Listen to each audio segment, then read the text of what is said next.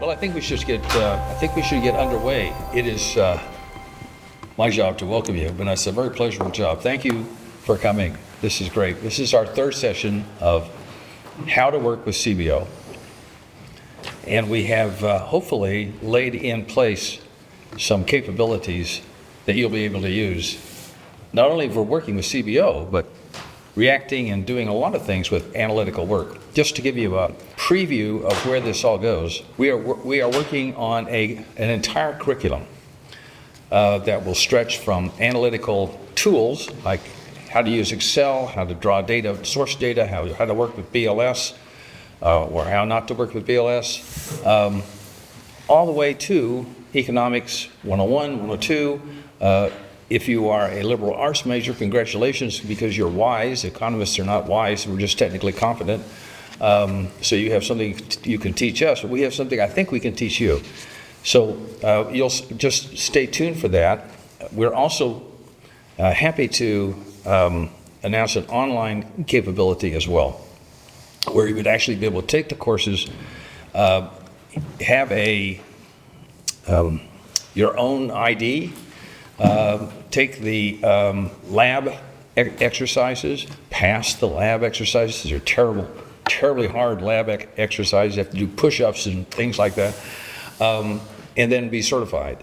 And the certificates you can put onto your resumes, and we will put the certificates on there, but you can put the accomplishments. So we're hoping that that's all going to be happening. But back to the present, this course has really done a lot. I was just making a list. I'm supposed to sort of review this with you of all the things that we've done. Remember, we started 2 sessions ago with a really interesting recital of the history, which leads us up to the present.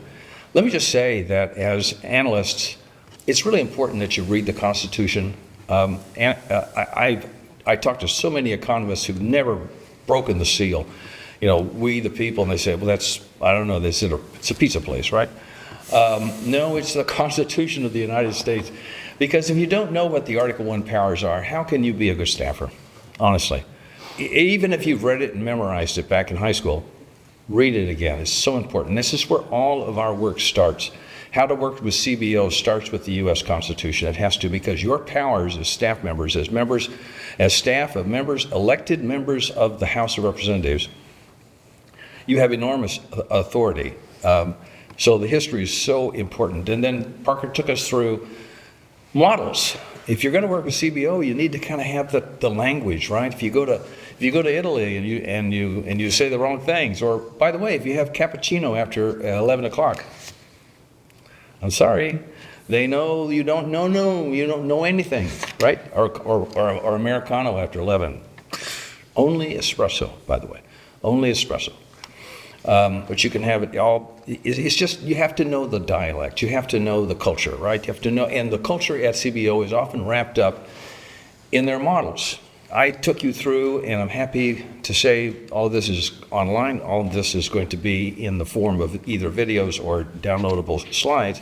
I took you through what is CBO, who to contact, who are the top people, and then we began our exercises, right? The lab exercises, how to change the assumptions in a CBO table.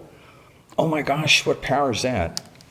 You can sit down now with your elected member, and you can say, sir, or madam, if we change the CPI assumption, or we change the growth rate on this or on that, these are the results that you'll see for GDP or for the total amount of spending or the total amount of revenues. You have a lot you can do with those tables and with the download. And we'll go in today, we're going to be talking about graphing. And we'll have a really excellent exercise that Pat's going to take us through. I also talked to you about how to write a letter to CBO. This is where all of this knowledge comes to bear, right? Your elected member needs to be in the correct posture of the boss of CBO. The members of CBO, work for your member. And of course, this all comes down to your understanding of the authorities What's in the Budget Act of 1921? What's in the Budget Act and Impoundment Control Act of 1975? These pieces of legislation since 75 that empower your member to say and do certain things with the analytical agencies. What is the structure of the Joint Committee on Taxation? I think we're going to do a separate one-day seminar on JCT because there are differences between JCT and who they report to and their authority and what you can ask them, and CBO. They're very different groups. JCT, for example, comes out of the 1920s. Actually, it comes out of the Revenue Act of 1916, but sort of clumsily comes out of there. But it's there, and it's a different beast. But you also have authority there. Joe took us through. Joe's outside. Joe took us through the data sources that are available, and I hope you've had a chance to go to the fiscallab.org and click on our data source links. They're all there for you, and we'll add as many more as you wish. There's a wonderful way to have access to a rich trove of data.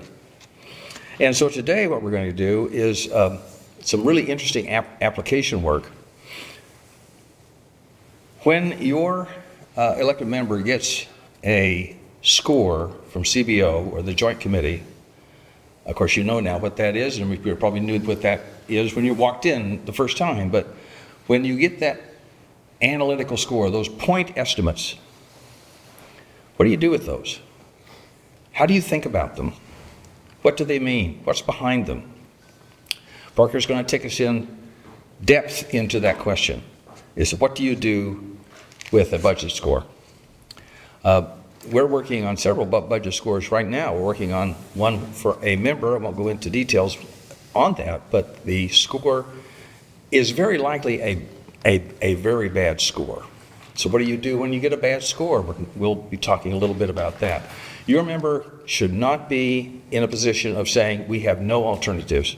We have to accept what the CBO says or the Joint Committee. I think too many times that's the case.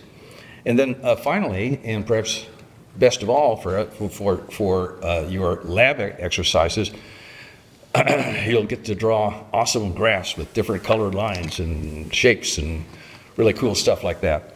So we're going to, Dr. Rand's going to take you through how we use Excel to draw those graphs, how we use Fred. Fred is not a person. Fred, it should be a person. It's a great friend you will have.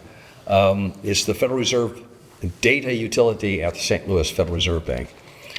Just a terrific resource for all of America. So, by the end of the day, you will have gone and touched on all those subjects. And what do you do after this course is all over, and you want to be able to come back for the fourth edition? There's no fourth edition. There is a fourth edition. It's what you do with it in your office. It's how you go back and begin to practice these skills. It's like anything, you have to get into it yourself and practice it. Go to the, I think perhaps there's so many resources, but there are various places in the YouTube universe as well as the non-YouTube universe where you can download or watch videos on how you do things in Excel. Build those skills. Make sure that this isn't just a one-off. Even if you're not deeply trained in statistics or perhaps have a question about what's the difference between an average and a median, a mean and a median.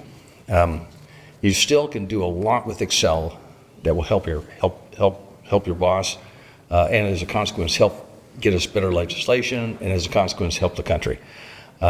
It's amazing how leveraged you folks are in terms of what you do and the impact that you have. And so anytime you get a new skill, your internal rate of return or return on investment goes up. Finally, always remember the Fiscal Lab is here to help you. We are all represented here today, and we have lots of academic affiliates around the country, people and other allies who are at your disposal. So we're hoping that you'll take advantage of that. So without further ado, I think we are ready to talk about what you do with a score.